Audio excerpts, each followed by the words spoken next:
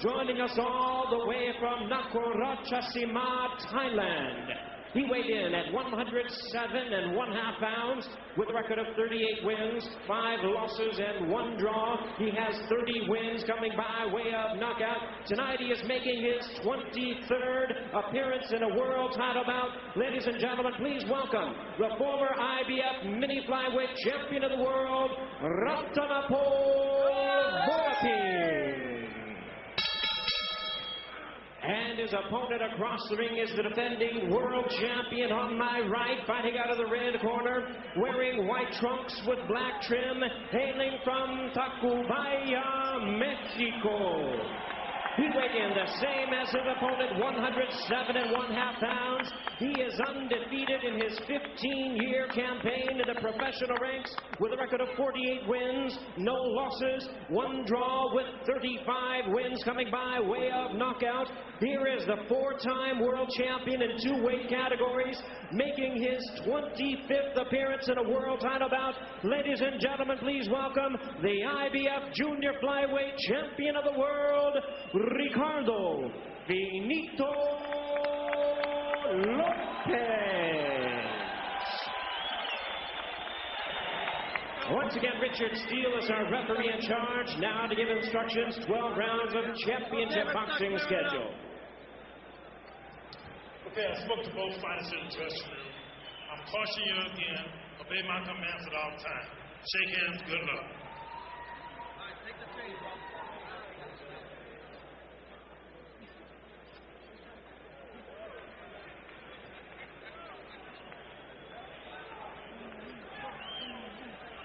Lopez is not only one of the best little big men anyone has ever seen, he's also one of the more unusual personalities in the sport, a real Renaissance man who reads serious literature, sings and dances on television. Very bright fellow. Couldn't have been a long-time champion like this if he wasn't. And when you say serious literature, we're not talking John Grisham or Danielle Steele, okay? We're talking about Gabriel Garcia Marquez, George Bernard Shaw, Herman Hesse. These are the kinds of things that Ricardo Lopez reads when he's not training for boxing. Vorapin is a country singer in Thailand. He sings Thai country, and incidentally, yes, it looks like Ratanapol Vorapin, but we were told by those who speak Thai, and amazingly enough, we don't, that it should be pronounced Ratanapol Vorapin, so that's what we're doing, following the instruction we were given. Now, Vorapin should try to get a little closer and mix it up. You don't want to stand on the outside of an experienced fighter as Lopez. Get close, stay close, and make the fight tough. In this weight division, George, Lopez has never been in with a fighter, he says, who hasn't been shorter than him. So he's faced this kind of opposition all of his life. He's very tall for a guy who is a little not big enough yet to be a jockey. And George, of course, you hit the nail on the head regarding the initial tactical challenge for Vorapin. He himself said yesterday, I've got to find a way to get up in Lopez's chest. I've got to pressure him. I've got to get him out of his boxing style, because if I box with him, I'm gone. Yeah, you don't want to box with a boxer. You want to fight a boxer.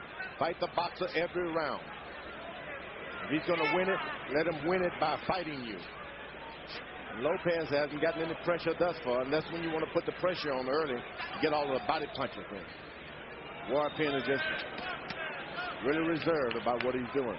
Ricardo Lopez has been a continuous title holder in the sport for more than 10 years. The all-time record for continuous ownership of a title is Joe Louis, holding the heavyweight title for 11 years and 7 months. So Lopez has a chance, conceivably, to pass Louis and become the longest reigning constant title holder in the history of the sport of boxing.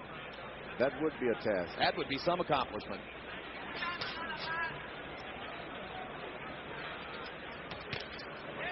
And just as earlier this evening, we on TVKO had our first chance ever to show you Christy Martin, this is the first chance we've ever had to show you Ricardo Lopez. And we're excited about it, frankly.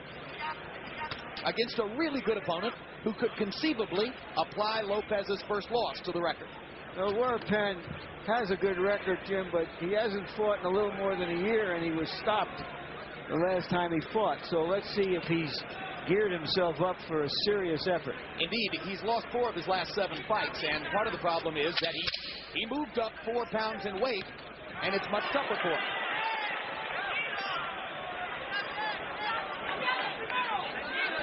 Sometimes you can... We'll come back to that point, George. Okay. Stay close to him.